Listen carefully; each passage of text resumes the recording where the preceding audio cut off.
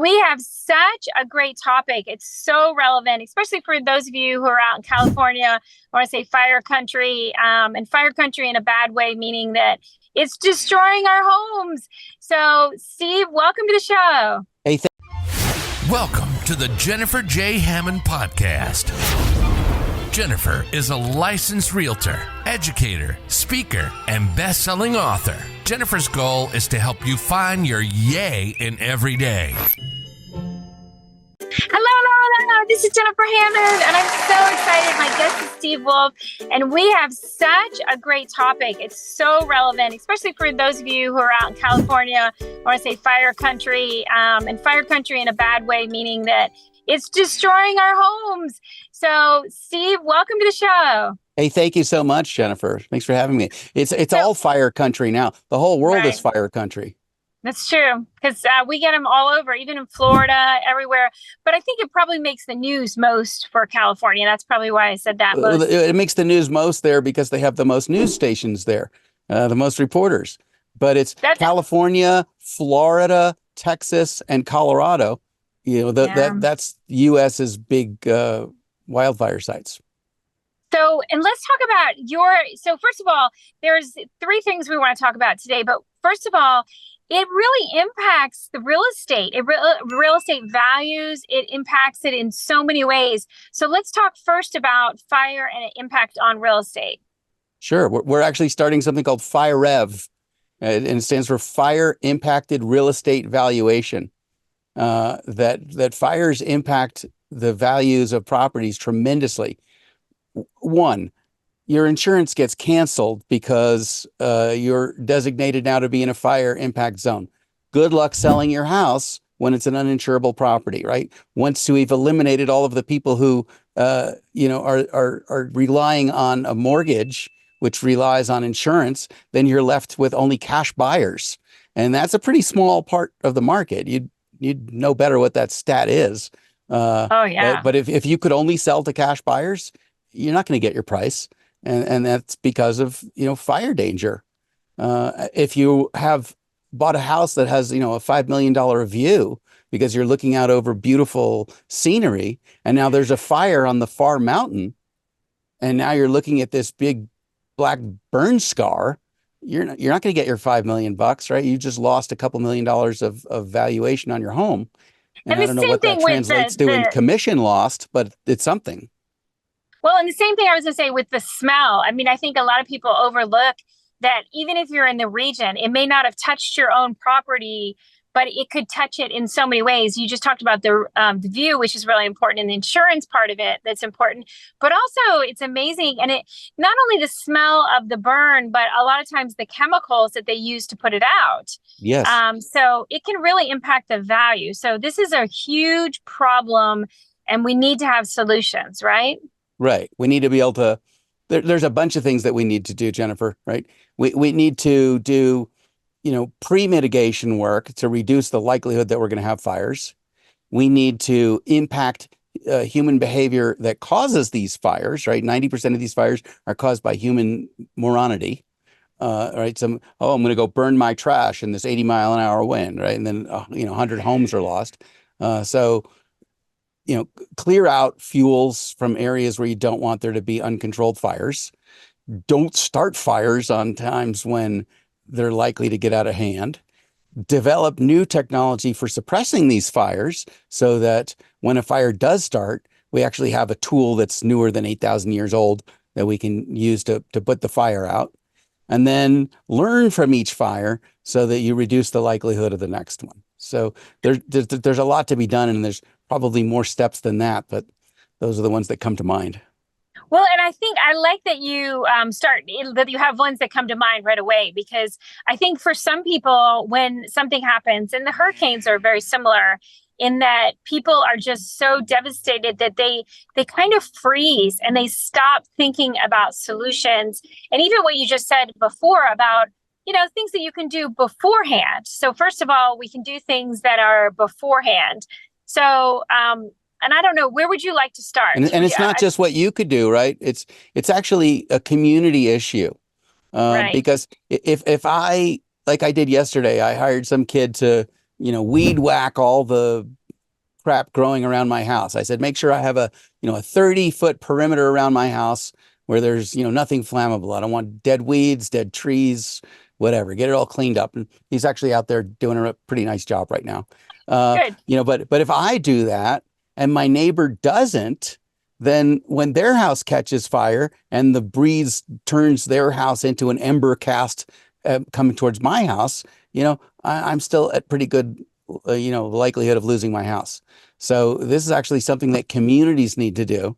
And, realtors, given that you have a lot to lose when these fires happen, maybe would be a great place to lead community efforts for increasing the resilience of areas against wildfires, and hand out a few business cards while you're there. And also, I was going to say, I think I agree with you 100% that as real estate agents, we have a responsibility to take the leadership role. And part of that is also in the education, because so often, again, until it happens to you, you may not know anything about it. And so the neighbor who's not paying attention to the yard, they may not understand the impact of them doing it and not thinking of it as incompetence or really, or that it's dangerous in some way. They just start thinking about it. Oh, well, I'm not trying to keep up with the Joneses and make my house so perfect.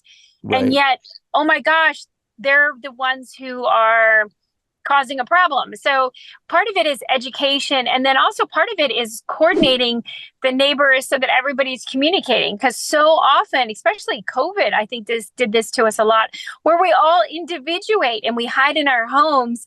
And, you might maybe wave to a neighbor, but so often you're just not even communicating with your neighbors.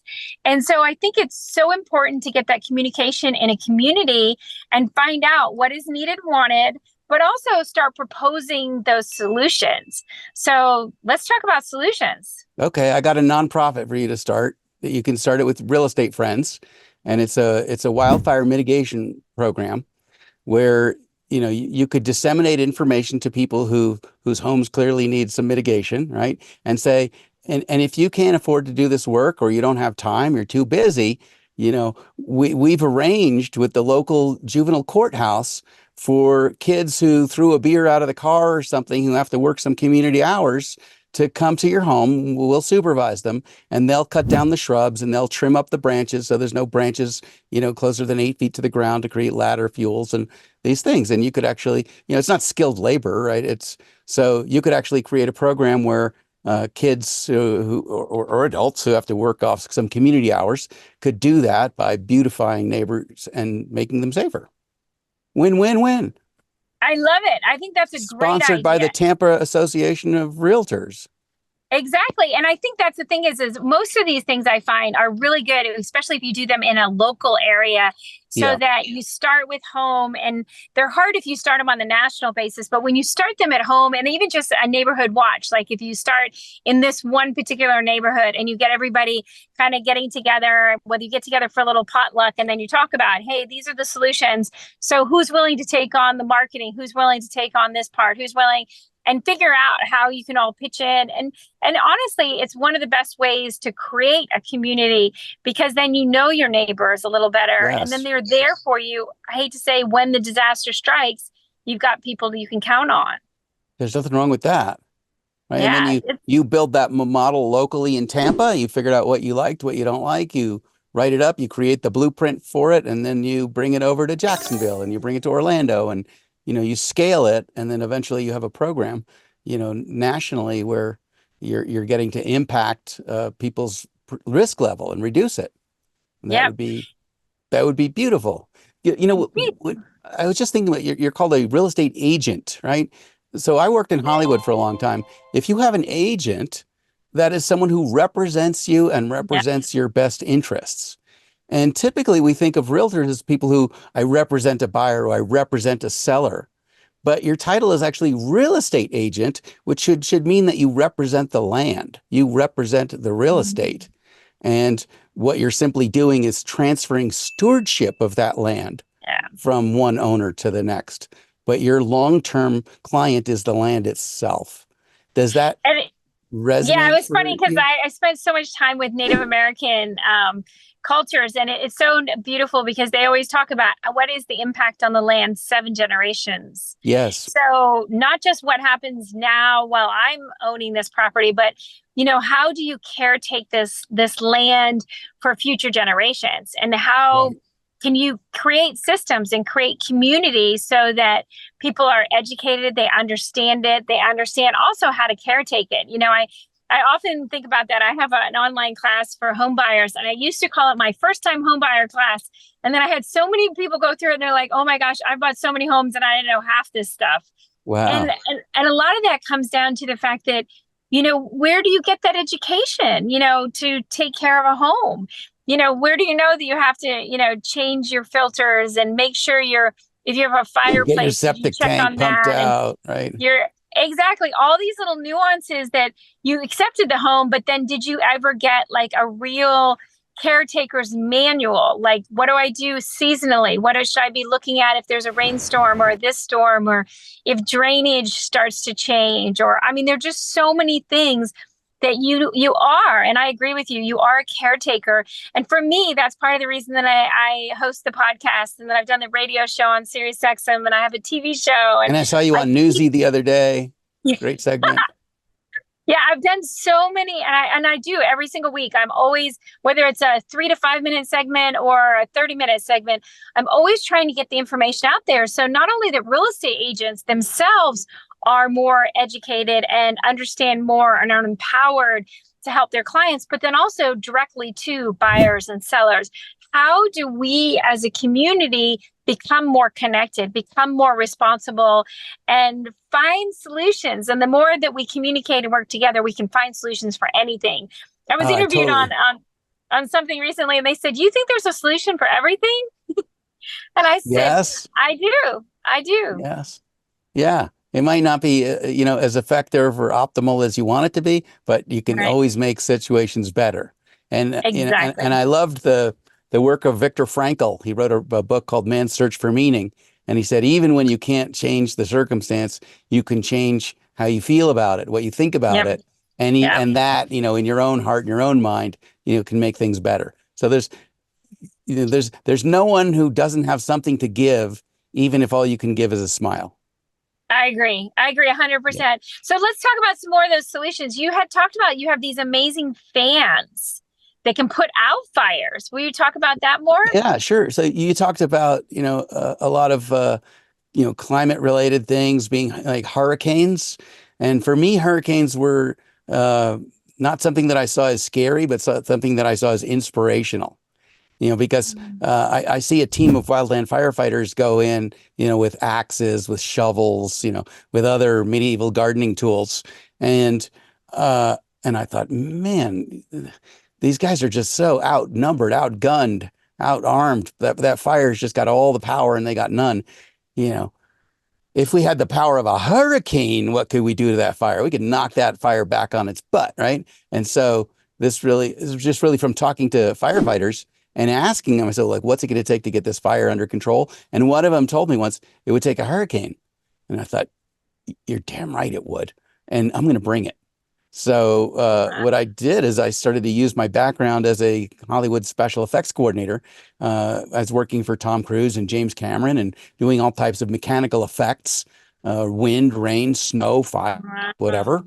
And I realized that Hollywood already had the technology that wildland firefighters needed to control fires. And that was the ability to control the microclimate around a fire, to basically bring a hurricane on wheels to the head of a fire so you could push that fire back where it came from, deny it the ability to advance to fresh fuels, and save homes, save firefighters' lives. So that really was the origin of starting this company, Team Wildfire, where I knew nobody would listen to me. They'd think, oh, you're the mad scientist from Hollywood. So I got partners who were both fire chiefs, and they actually quit their day jobs to come join Team Wildfire as a vote of confidence that this technology was going to be game changing in the future of wildland firefighting. And when I say wildland firefighting, I mean really any place where clusters of homes are impacted by fire. Because I'm sure you heard of the Marshall Fire, where 1,100 homes were destroyed in one afternoon.